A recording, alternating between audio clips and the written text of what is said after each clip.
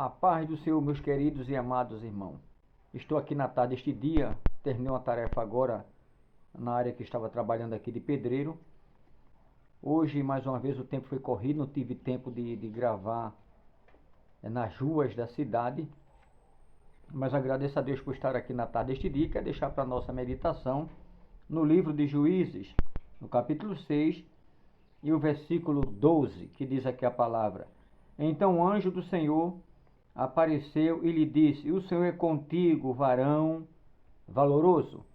Meus queridos, eu quero falar aqui a respeito da chamada de Deus, a nomeação de Deus para com os homens, que Deus tinha um negócio profundo. E aqui com certeza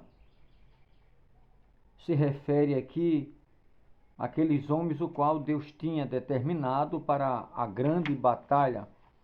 Uma batalha que somente Deus saberia selecionar com certeza os 300. E aqui a gente encontra aqui algumas bases nesse versículo, base muito importante, que vem com certeza nos ajudar na nossa vida peculiar, na nossa vida que a gente tem circulado entre nossos irmãos. E esta palavra com certeza ela nos ajuda a romper em fé em nome de Jesus. Meus queridos, nós sabemos que a capacidade intelectual, força e beleza são virtudes externas. Importante não resta dúvida, mas são inúteis, para a batalha contra o inferno, nós sabemos disso. A gente vê mesmo nos critérios de Deus, o que conta é a dependência nele, ou seja, a dependência em Deus, é o que conta. Na escolha de Davi, por exemplo, a gente vê ele como rei. O Senhor disse a Samuel, o profeta: Pois o homem vê o que está diante dos olhos, porém o Senhor, ele olha para o coração do homem. Está lá em 1 Samuel, a gente sabe disso, 16 e o versículo 7. Então, meus queridos, aqui nessa batalha entre Gideão e os Midianitas, quando Gideão ele tocou a trombeta, 32 mil homens de 4 das tribos, a gente sabe, se apresentaram. Foram 4, das 12 tribos se apresentaram 4. E ali foi a tribo, a gente olhando aqui esse versículo, a tribo de Manassés, Assés, Zebulon e Naftali. Mas Deus disse o Senhor a Gideão: muito é o povo que está contigo. A gente vê isso na palavra de Deus aqui em Juízes. Para que eu te dei os midianitas em sua mão, a fim que Israel não se glorie contra mim, dizendo: a minha mão me livrou. Agora, pois, apregoa aos ouvidos do povo, dizendo: quem for medroso e tímido, voltem. E retirou-se e se apresentaram ali nas montanhas, a gente sabe, de Gileade. Então voltaram ali do povo 22 mil, não é brincadeira, 22 mil. Desapareceu, caíram fora. De 32 mil, 22 mil voltaram, está lá em Juízes 7, versículo 2 e 3. Ficaram 10 mil. Mas o que chama a atenção, meus queridos, nesta passagem é que o Senhor, ele incluiu os tímidos, os medrosos, deste aí que se alistraram. Veja mesmo, Deus, quando ele disse: olha, diga aos medrosos, aos tímidos, covardes, que voltem. Nós sabemos que não precisou apontar: fulano, você é covarde, cicrano, você também é covarde, você também é covarde. Não precisou. A gente vê aqui que nessa chamada aqui, a gente prestando bem atenção nessa passagem, o Senhor incluiu os tímidos, os medrosos, e com certeza desse alistamento inicial, e o pior de tudo é que neles mesmo se consideravam, veja, eles mesmos se consideravam, não precisou, Deus, olha, Gideão, aquele fulano ali da tribo de tal, da tribo de Assé, da tribo de Naftali, são covardes. Não precisou. A gente seguindo aqui a palavra do Senhor, a gente vê aqui, veja o poder da palavra. ninguém apontou para eles e disse: você está com medo, ou você é um covarde. Não precisou, de forma alguma, não. Eles mesmos se acusaram por sua própria consciência e se retiraram da batalha. Ou seja, eles mesmos, quando Deus disse a Gideão: diga aos medrosos e covardes que voltem, a Bíblia diz que naquele momento ali, olha, os covardes voltam, os medrosos, os tímidos, foram se retirando. Ninguém apontou, ninguém escolheu os melhores, só vocês aí são fracos, pode cair fora. Não precisou. A consciência deles mesmos já acusaram. Eles mesmos foram embora. A gente vê, veja que coisa linda. Disse o Senhor a Gideão: ainda há muito povo, fazei descer as águas, e ali eu os provarei. 10.000 ficaram. Contudo, Deus disse: ainda tem muito. Está lá em Juízes 7, o verso 4. Os 10.000, aqueles 10.000 homens que restaram, a gente vê na palavra de Deus, não eram tímidos e medrosos. Não. Mesmo assim, cada um tinha de ser aprovado pelo próprio Deus. E essa prova aconteceu, e a gente sabe disso, em um pequeno lago. Não em águas turbulentas ou perigosas, também não, mas em águas tranquilas, limpas e doces. E o lago não se referia a nenhum risco de vida. E por que Deus os provou nestas águas? Porque Deus, Ele é soberano, Ele sabe todas as coisas. Talvez porque quando em paz nos manifestamos os detalhes secretos de nossa alma, porque muitas vezes a alma do ser humano, ela tem os seus detalhes, tem umas que já é mais, ativa, é cheia de energia, outras já é mais, porque Deus conhece a alma, o espírito, juntas e medula, Deus conhece todas as coisas, e Deus disse: olha, 10.000 tem muito, mas eu quero ainda botar a prova. Então a gente vê aqui na própria palavra de Deus, 9.700 homens se ajoelharam para beber água, enquanto apenas 300 bebiam de pé. Veja como foram espertos. Deus já sabia. E quem foi que contou 9.700? Imagina, o próprio Deus, porque Gideão não ia ficar ali olhando, sabe? Foi o próprio Deus que botou a prova, e Deus não disse assim: olha, Gideão, 300 vai beber água em pé, e 9.700 vai mergulhar nas águas, vai aplicar a cabeça na água. Não, Deus não falou. Simplesmente Deus colocou a prova e o Espírito Santo já escolheu ali os 300. Então diz a Bíblia que, mediante a isso, os 300 bebiam de pé. Quando os 300 eles beberam a água em pé, mostraram vigor, força e prontidão, enquanto os que se ajoelhavam buscavam conforto. Esse foi um sinal de fraqueza e cansaço. Eles se ajoelharam, e provavelmente porque não podia se deitar, senão teriam feito. Uma vez que eles se abaixaram e beberam mesmo água à vontade, ficaram muito à vontade, veio em meio tanto perigo, com certeza, se houvesse uma oportunidade, eles se deitavam, se lambuzavam nas águas. Então Deus, Ele agora, de uma forma especial, mandou escolher os 300. E a gente vê que o fato é que os escolhidos de Deus devem ser fortes, corajosos. A força necessária aqui não é, com certeza, externa, mas interna. Quando alguém ele tem um objetivo, estar determinado com certeza, a desistir de uma porção.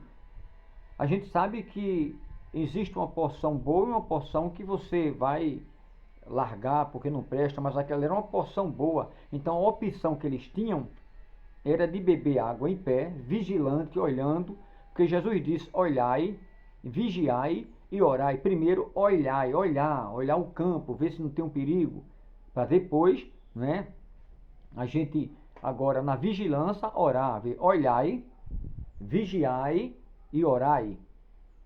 Jesus disse assim: ora, depois que vigia, então olha depois. Não, primeiro olha, pode ter uma serpente, um escorpião, você levar uma picada. Então tudo isso, a gente vê a sabedoria de Deus, não é isso? Então, meus queridos, é a palavra que o Senhor colocou no meu coração aqui, em Juízes.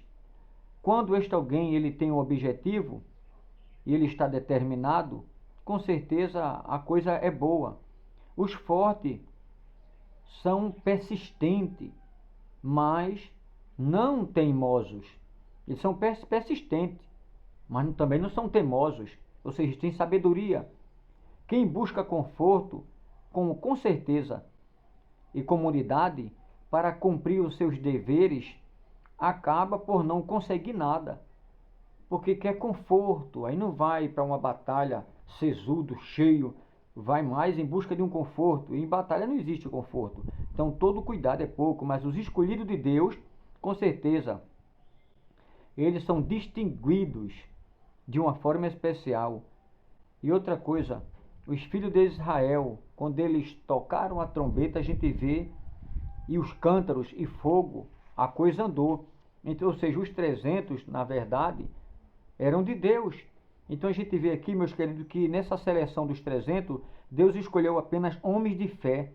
Eles estavam prontos para a guerra física, mas, acima de tudo, havia sido escolhido para a guerra espiritual.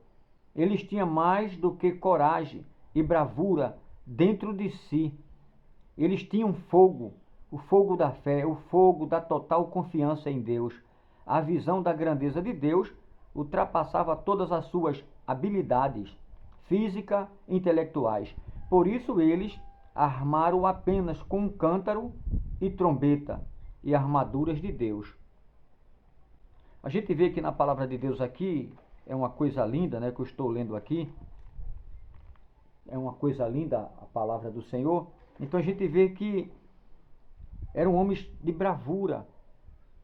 Eles precisavam com certeza estar cheios do Espírito Santo. Agora, por outro lado, não podemos, né, acusar os 9.700 restantes de serem covardes e medrosos. No entanto, eles não estavam prontos para aquele tipo de guerra. Eles poderiam até ser úteis, com certeza, em outras guerras, mas não na guerra de Deus naquele momento. Eles estavam cheios de ousadia, de coragem, apenas para segurar a espada, mas não a trombeta e o cântaro de fogo. Ou seja, aqueles 9.300, com certeza não vou aqui meter a lenha, né, que eles eram covardes, isso, aquilo outro, como diz a Escritura, que é a Escritura que aponta para isso, mas eles poderiam estar prontos para outro tipo de guerra, não para aquela. Primeiro que Deus é glorificado e Deus não dá glória dele a ninguém. E se aquele povo ali, os 32.000 saíssem para a batalha, não dizer a gente venceu a guerra porque tinha 32.000. Ainda que lá do outro lado tinha mais de 100.000, né? Tinha muito mais de 100. Muito mais de 100.000 inimigos contra 32, que ainda era pouco 32. Mas Deus mostrou a sua glória. Então não quero aqui com isso meter a lenha, com certeza, naqueles que voltaram, né? Aqueles 9.700 fora, os 22.000 que caíram fora a princípio. Então, meus queridos, Paulo ele ensina com certeza que as armas das quais nós lutamos não são armas do mundo, pelo contrário, viu? Ela tem, e como tem, essas armas, ela tem um poder divino para destruir fortaleza e argumentos, como a gente vê, né, conferindo lá em 2 Coríntios 10, 4 e versículo 5. Você vai ver lá em 2 Coríntios, capítulo 10, versículo 4 e 5. Com certeza eles confiavam em armas físicas, porque acreditavam que a guerra seria física.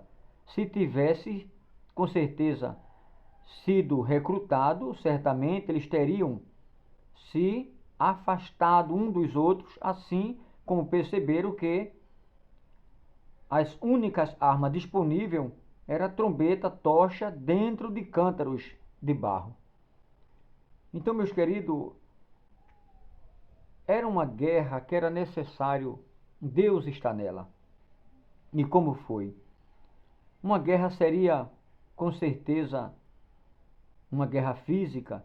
Então, a gente olhando esse versículo aqui, dá-se a perceber, a entender, com certeza, que eles confiavam em armas físicas, porque acreditavam que era uma guerra e essa guerra seria física. E se tivesse sido, com certeza recrutados, certamente teriam se afastado um dos outros, né? E assim que perceberam que as únicas armas que era possível e com certeza disponível era trombeta, tocha, dentro de cântaros de barro. Então ali foi ainda feito 3 grupos de 100 para tocar a trombeta, porque não era arma, né, de guerra que eles iam lutar, porque Deus é quem ia lutar através dele. Então, meus queridos, a gente sabe que muitos problemas entre os cristãos, eles querem vencer o inferno usando as suas próprias armas. Eles usam mentira para enganar e tirar proveito de outro. A gente vê alguns cristãos, né, fazendo isso, infelizmente. A gente vê, em outras palavras, eles usam a arma do diabo para tentar vencê-lo. Eles recorrem, com certeza, à malandragem para obter os ganhos. Mas a gente sabe que mais tarde tentam justificar as suas falhas, com certeza, olhando esse versículo aqui, acusando as outras pessoas de serem injustas com ela. Será que é possível vencer o diabo usando as armas dele? Com certeza não. Nós sabemos que não. Podemos conquistar a vida abundante prometida pelo Senhor Jesus usando a força do nosso braço? Também não, a gente sabe que não. Não, nunca a gente vai conseguir. Então, meus queridos, o verdadeiro cristão, ele deve aprender a usar as armas de Deus disponível para ele. Caso contrário, ele nunca vencerá. A gente sabe muito bem disso. Aqueles a quem ou que Deus escolheu, com certeza, nasceram de Deus para ser escolhido e foram escolhidos para destruir fortalezas usando apenas as armas de Deus. Então a gente vê que esses guerreiros, né, que foi nessa batalha lá, os guerreiros de Gideão, eles se prepararam para, com certeza, enfrentar os midianitas e os amalequitas e todo o povo do Oriente. Eles se destacaram, com certeza, do restante porque tinham fogo de Deus dentro dele e foram movidos pelo fogo de Deus e o fogo da fé. A gente sabe disso. A arma de Deus dentro deles eram apenas 3%, sabia? Que era fé. Imagina, de todos os poderosos guerreiros, mas eles fizeram a diferença por causa da sua alta qualidade. Então, mesmo 300, né, a gente sabe que muito pouco, né, para mais de 120 mil homens, 300, mas Deus foi quem lutou. Quando eles tocaram a trombeta e quebraram os cântaros ali, com certeza Deus agora armou emboscada e cada um começou a matar o seu próprio lá. E a Bíblia diz que caíram por terra e Deus entregou os midianitas, os malequitas, na mão de Gideão, ele apenas com 300 homens. Então, meus queridos, é o versículo que eu quero deixar aqui para a nossa meditação, que Deus colocou em meu coração, em 6 e o verso 12 de Juízes. Então o anjo do Senhor lhe apareceu e disse: o Senhor é contigo, varão valoroso. Então a Bíblia diz aqui que Deus, ele é comigo e é com você. Então, meus queridos, a Bíblia ela é repleta, ela é cheia, é recheada de coisas boas. Eu sei que às vezes alguém até, ele mete a lenha, né, porque voltou 22 mil, depois mais 9.700 e só ficaram 300. Ali foi determinado por Deus, porque Deus quis fazer desta forma. Deus quis mostrar que ele vence a batalha, com certeza, não é com grande quantidade, não. Mesmo com pouco, é Deus mostrando a qualidade de Deus dentro desses seres. Então, meus queridos, ninguém se glorie na sua força, nem o rico na sua riqueza. Com certeza não. Nem o sábio na sua sabedoria, porque tudo vem de Deus, está na Bíblia Sagrada. Então tudo acontece no tempo certo, determinado por Deus. É a palavra que Deus colocou em meu coração nesta tarde. Já vai fazer 20 minutos que eu estou aqui falando a respeito da Bíblia Sagrada. A escolha de Deus, né, os 300 de Gideão. Meus queridos, vocês estão incluídos também, com certeza, entre esses 300 que Deus escolheu para vencer as batalhas, as guerras nesta terra. Deus é com você. Não esqueça que Deus é a tua força, que Deus é a tua fortaleza, que Deus ele é o teu consolo, Deus é a tua saúde, ele é a tua porta Deus, Ele é a nossa e única justiça. Ele é o nosso querido amor eterno. Ele é o nosso livramento. Deus é tudo. Ele é e não deve justiça, Ele é a própria justiça. Então, o que Ele determinou na tua vida, para este ano de 2023, vai acontecer. Deus fez promessa para mim. A promessa de Deus continua de pé. Passou o ano 2022, mas a promessa continua de pé. Deus é a tua vitória, assim como Ele foi com Gideão e aqueles 300, Ele também é contigo.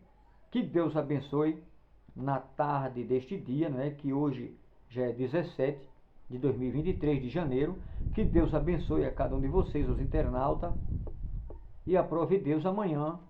Eu vou ter que sair cedo para trabalhar, mas eu acredito que amanhã vou estar terminando um pouco mais cedo o serviço, vou adiantar o máximo que eu puder, e na volta vou passar na área de Paulista. Eu acredito que se o Senhor Deus permitir, e não for de chuva, né, que o tempo está um pouco nublado por aqui, mesmo no verão, Deus muda o tempo e as horas, e continua sinal verde para a natureza. As águas ainda vai subir. Tem algumas capitais do Brasil que as águas, né, tá fazendo o carro boiar e está fazendo um sucesso. Sinto muito em falar uma palavra dessa, é porque alguém está oprimindo a natureza, mexendo com ela, e quando ela dá, viu, uma reviravolta, ela bota para quebrar, porque ninguém vence a natureza, só Deus é que tem o poder e dá uma ordem, a natureza se aquieta.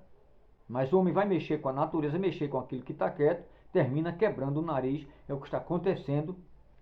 Um tempo de verão, está inverno, né? Porque Deus muda o tempo e as horas, por causa da ruindade dos homens, a ganância, como eu sempre tenho falado, em alguns versículos e palavras que eu tenho gravado anteriores. Então, meus queridos, temos que ter cuidado. Vamos deixar a natureza no lugar dela. Porque quando essa se revolta, não tem homem nem mulher certa que ela não derrube. Se lembre disso, tá? Somente Deus, para dar livramento, é que Ele tem negócio. Porque se Deus não tiver negócio na vida de alguém que é rebelde, a natureza lambe e acaba com eles mesmos. E ninguém questiona Deus, não é? Ninguém culpe Deus pelo nosso erro, tá? Então, que Deus abençoe. Se Ele permitir, amanhã, quem sabe na parte da tarde, quando eu retornar, gravarei alguma coisa para a glória do Senhor, cantando, dizendo que Jesus é bom. Não tenho uma voz boa, nem feito voz outro, nem meu som é um som de qualidade, né, que é um som pequenininho. Eu coloco lá e começo a cantar, e até agradeço a Deus por aquele fonezinho, né, que coloca aqui, é melhor do que aquele que fica na mão. Então agradeço a Deus. Não foi apresenta os defeitozinhos, né, começa a falhar, é porque as coisas que o homem faz é falho, né? Deus não, mas as coisas dos homens sempre falha. Se Deus permitir, amanhã à tarde, em nome de Jesus, um forte abraço, Deus abençoe a todos, em nome de Jesus, todos os internautas, meus irmãos e minhas irmãs, que Deus abençoe os que estão longe e os que estão aqui perto, na área de Pernambuco e fora, em outros estados, que Deus abençoe em nome de Jesus, um forte abraço e até amanhã, se Deus quiser, em nome de Jesus eterno. E Deus é contigo, varão valoroso.